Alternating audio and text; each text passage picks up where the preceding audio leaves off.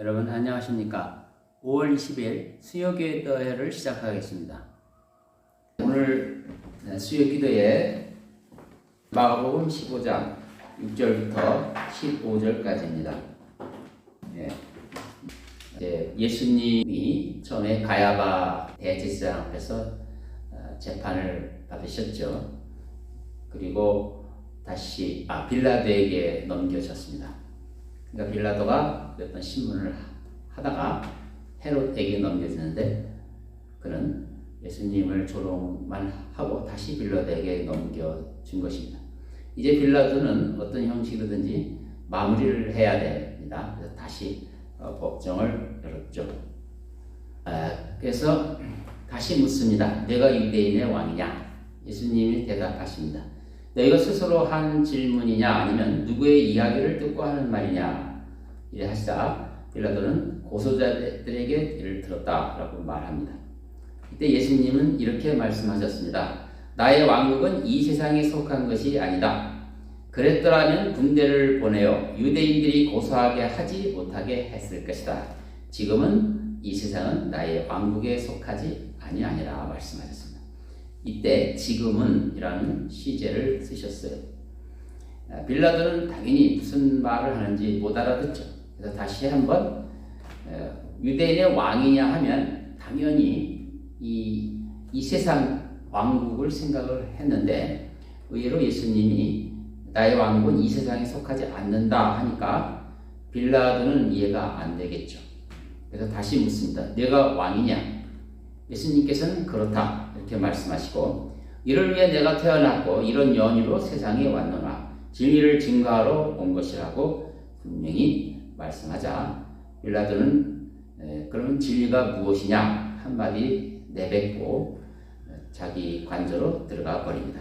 거기서 있다가 다시 나와서 이 사람은 죄인이 아니고 명절에는 내가 사면할 권한이 하나 있으니 이 자를 풀어주겠다고 했습니다. 그러자 고소자들이 소란을 일으키고 또 백성들을 선동하여 시끄럽게 하니까 빌라도는 이렇게 말합니다. 나는 무죄한 자를 죽이는 일에 이제 상관이 없다. 이 죄값은 너희들이 받으라. 그러자 선동당한 무리들이 그의 피를 우리와 우리 자손에게 돌리라. 이렇게 해서 그 재판은 불법적 선동과 증거도 없이 죄목도 부족 분명하지 않은 상태에서 예수님을 십자가에 못 박고 마는 것입니다. 여기에서 선동당한 무리들이 그의 피를 우리와 우리 자손에게 돌리라 하는 말은 참으로 무책임하고 놀라운 말인데 유대인은 어떤 민족입니까? 아브라함의 복받은 복의 근원이 되는 민족임에도 불구하고 이런 말을 한 것입니다. 아브라함의 복을 차버리고 민족의 양심을 결국 마귀에게 팔아먹은 것입니다. 그래서 그들의 종이 되겠다고 선언한 것이죠. 그래서 지금은 어떻게 됐습니까? 지금 이스라엘 국가는 결국 유대인이며 마귀의 종인 로스차일드와 록펠러와 JP 모건 3대 소위 유대인이라고 말하는 그들의 3대 갑부의 손에 놀아나는 신세가 되어버렸습니다. 이 빌라도는 이제 자기가 책임이 없다고 손을 씻으며 십자가에 처형하라고 해서 이 사건은 이렇게 종결된 것입니다. 실제 권한을 가진 빌라도는 비겁했고 분명히 자기가 무죄한 자라는 것을 알면서도 그 백성들을 즐겁게 하고자 불법을 저지른 것입니다. 그러니까 선동 뻔히 시기로 그렇게 하는 줄 알면서도 그런 자기의 권한을 남용한 것입니다. 물론 고소자는 없는 죄를 뒤집어 쓰인 그런 죄를 가지고 있죠. 그리고 그 주위에서 선동당한 백성들도 모두 한패가 된 것입니다. 이 모두는 다 진실하지 못했다는 데서 공통점이 있습니다. 이것이 바로 예수님의 십자가 처형이 이루어진 역사적 배경입니다. 여기서 우리가 몇 가지 영적인 교훈을 살펴볼 수가 있는데 우리의 죄는 하나님의 아들조차 이렇게 죽이기까지 악화되었다. 인류가 죄를 지었으면 그 죄가 어디까지 가겠느냐? 바로 역사적인 증거를 분명히 보여줬습니다. 권한을 가진 자나 종교적인 가르치는 자나 그리고 순진하다는 백성들이나 매 한 가지로 모두 자기의 위치에서 큰 죄를 범하고 있는 것입니다. 그런데 이러한 죄악의 상황을 맞이하신 하나님의 아들은 그것에 대하여 묵묵히 감수하신 것입니다. 이것이 바로 십자가의 사랑입니다. 하나님의 은혜의 넓이와 그 깊이가 얼마나 넓은지를 우리는 이 사건을 통해서 겸허히 받아들여야 합니다. 하나님께서는 그러한 죄인들의 허물마저도 받아주시고 끌어안으셔서 그들을 위해서 고난을 당하셨습니다. 바로 용서하시고 다 받아들이시기 위함이었습니다. 이때의 십자가의 의미는 무엇일까요? 이 빌라도와 예수님 사이에 잠깐 동안의 대화 속에서 그분은 십자가를 지신 목적이 왕국을 세우는 데 목적이 있다고 암시적으로 말씀하신 것입니다. 그것은 아담이 실패한 그 왕국을 다시 십자가를 통해서 다시 세우시겠다 뜻이었습니다.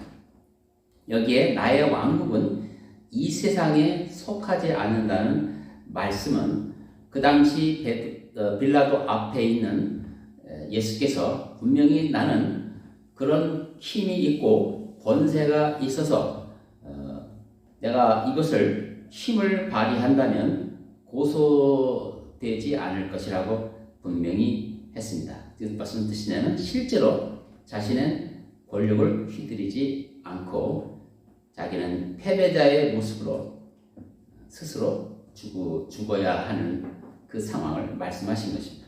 바로 그것은 우리가 이미 알고 있는 대속의 죽음인 것입니다.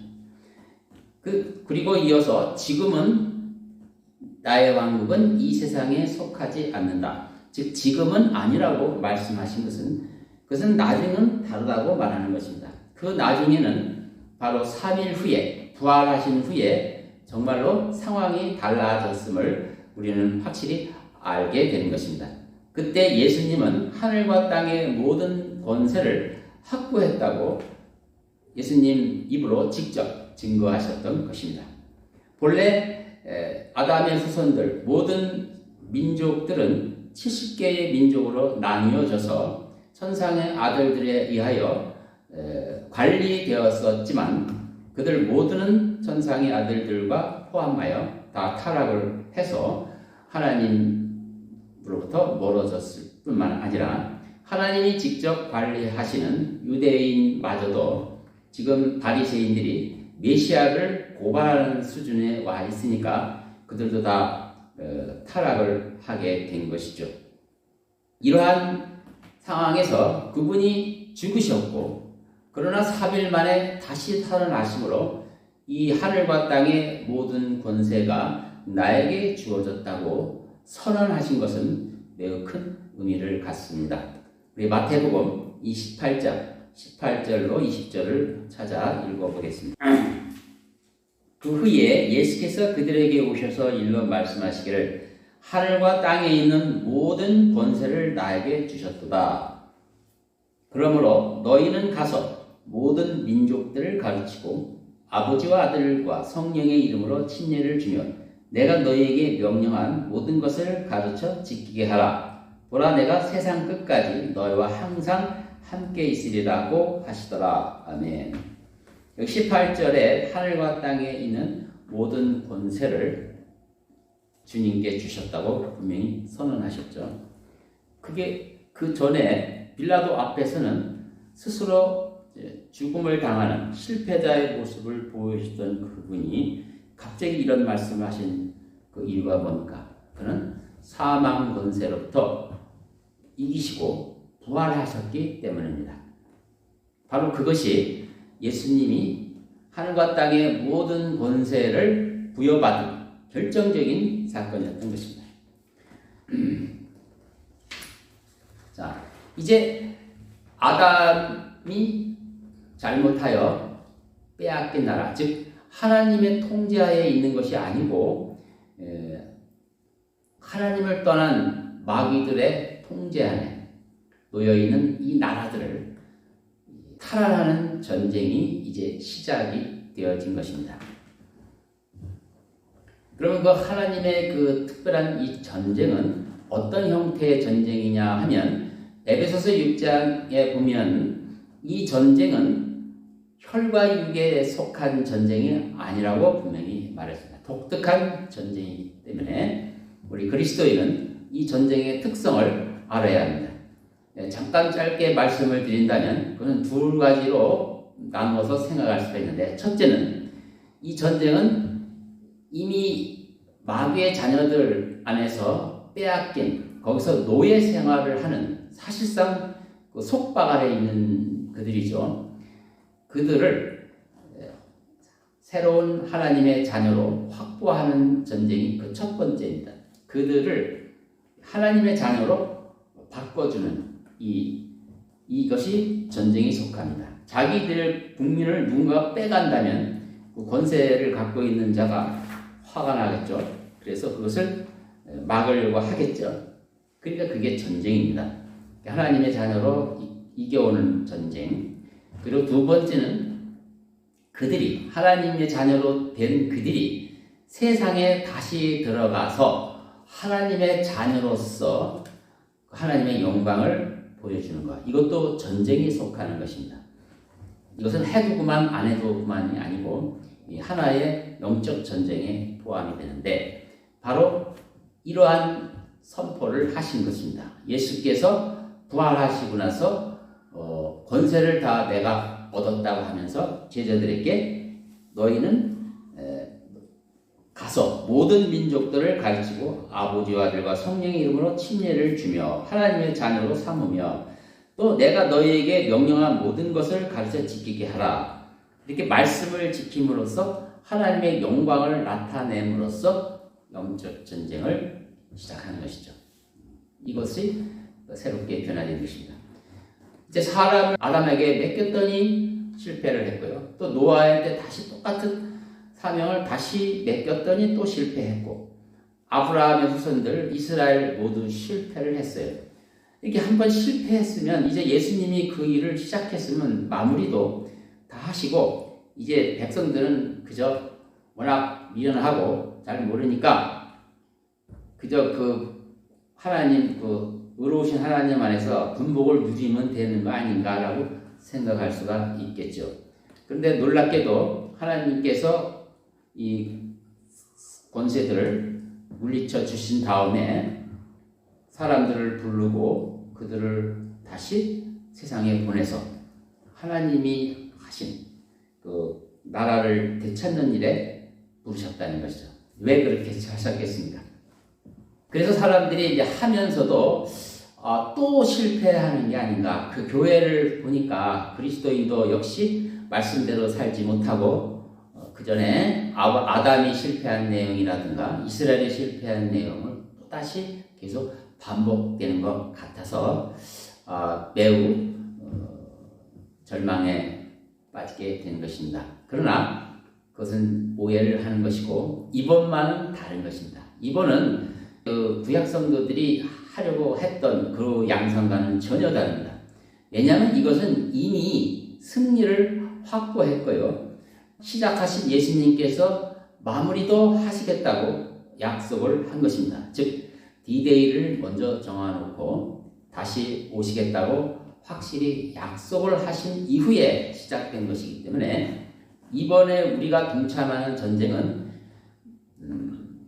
우리에게 그 영광스러운 그 거룩한 전쟁이죠. 그것이 전쟁을 해서 그리스도의 전사로 나가는 것은 영광에 속하는 것인데 그 영광에 우리를 동참케 하는 데 목적이 있었던 것입니다.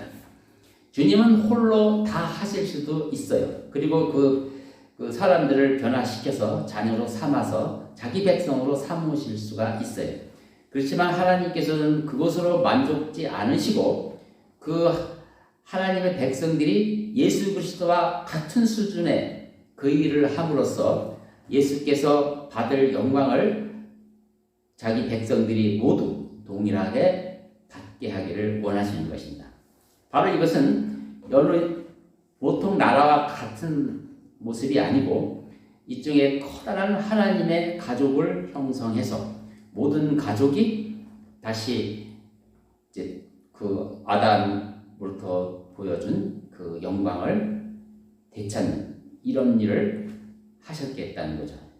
철저한 의지를 가지고 하시는 것입니다. 그러니까 우리는 여기서 그런 것을 실패할 것을 염려할 것이 아니고 우리가 여기에 부름을 받았다는 것에 대해서 매우 큰 영광으로 여기고 이 일에 신실하게 따라야 할 것입니다.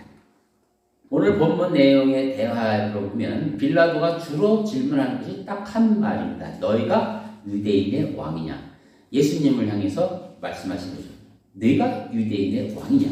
바로 유대인의 왕이 가지고 있는 뜻은 무엇이 있습니까? 이것은 말 그대로 유대인의 통치자를, 유대 민족을 통치하는 분을 말하는데 이것은 바로 말입니다. 아브라함의 씨라는 뜻입니다. 아브라함의 씨는 복의 근원이며 민족들을 복 가운데 인도하실 분이라고 했고요. 이것은 바로 아담이 해야만 했던 그 일을 완성하실 분임을 분명히 말하고 있는 것입니다. 하나님께서는 아담이 실패했을 때 그 계획을 한 번도 접지 않으셨어요. 그 부르심을 계속 포기하지 않고 똑같이 노아에게도 주셨고 노아에게 실패하니까 이번에는 아브라함을 불러서 아브라함에게도 그 사명을 주셨어요. 그 내용은 다르지만 그 아브라함에게 복의 근원이 되게 하겠다 이렇게 말씀하셨지만 그 내용은 똑같은 것입니다. 결국 이 나라를 다스리는 민족의 아비, 통치자가 되게 하겠다는 뜻이었죠. 바로 그것이 아브라함의 후손인 한 씨를 통해서 이루겠다고 하신 것은 아브라함이 직접 그 주인공이 되게 하려고 한 것이 아니고 바로 예수 그리스도를 염두에 두고 하신 말씀인 것이죠.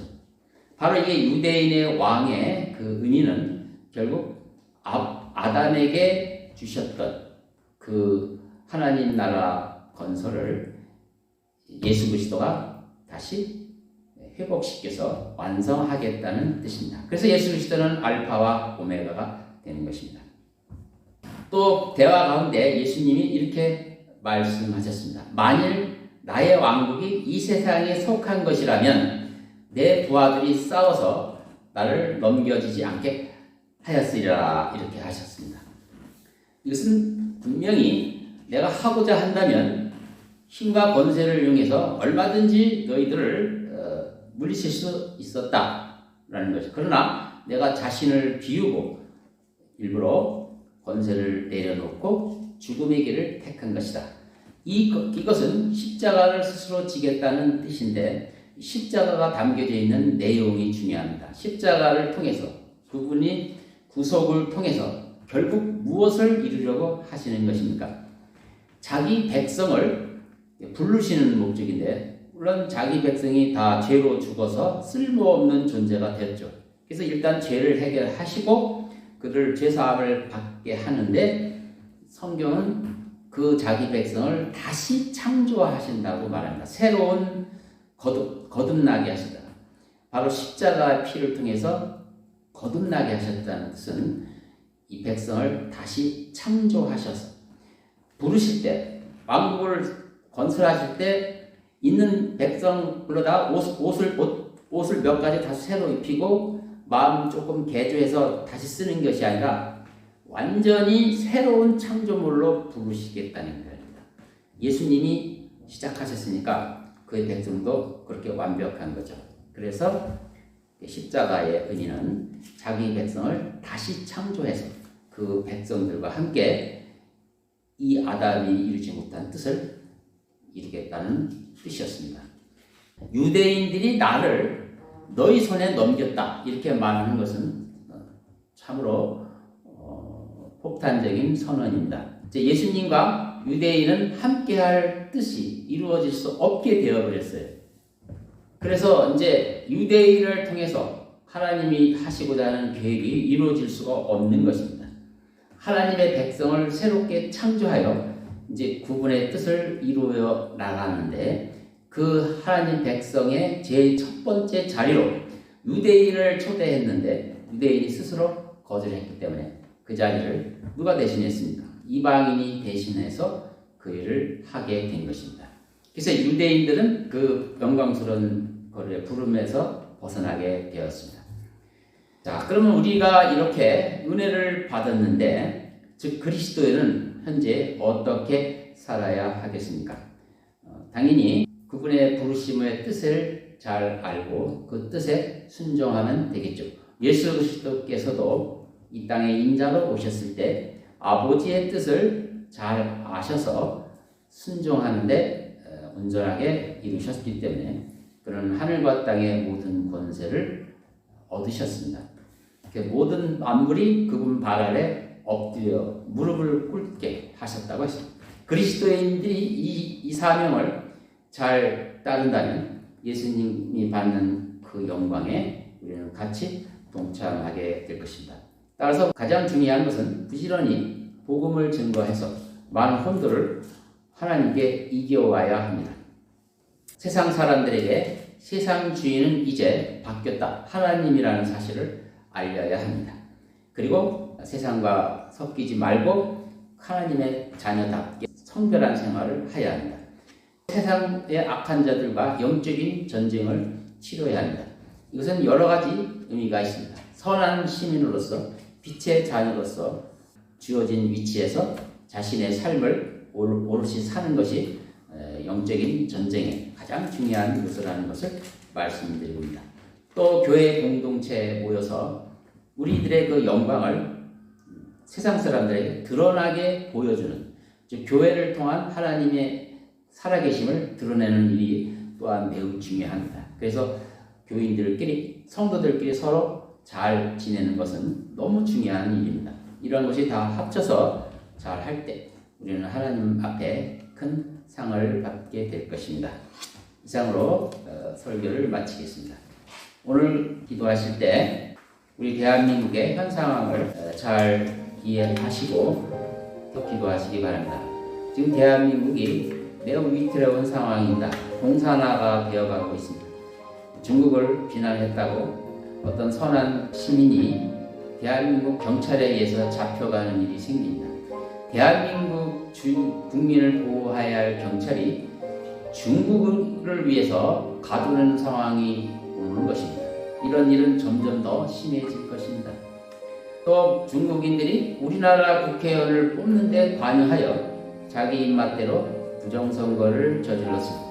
이제 중국의 속국이 되면 우리나라는 종교의 자유를 가질 수가 없습니다. 말 그대로 옛날 원나라의 속국이 되는 것처럼 주권을 발휘할 수 없는 그런 지경까지 오게 됩니다. 우리는 한 국민으로서 이것을 좌시할 수가 없습니다. 우리가 할 수 있는 모든 일을 하는데 무엇보다도 하나님에게 우리나라가 다시 주권을 회복할 수 있도록 은혜를 베풀어 달라고 기도하시고 또 각자 위치에서 할 수 있는 일에 동참하시기 바랍니다. 또한 청년들이 어려운 가운데 직장에 취직될 수 있도록 각자에게 지혜를 달라고 특별히 기도해 주십시오. 이예린 자매가 5월 30일 토익 시험을 보게 됐는데 중요한 시험입니다. 이 시험에 잘 치를 수 있도록 기도해 주시기 바랍니다. 노동남 형제가 건강 회복될 수 있도록 기도해 주시기 바랍니다. 그리고 기타 가정마다 경제적 어려움을 가지고 있는 가정을 위해서 기도해 주시기 바랍니다. 이상입니다.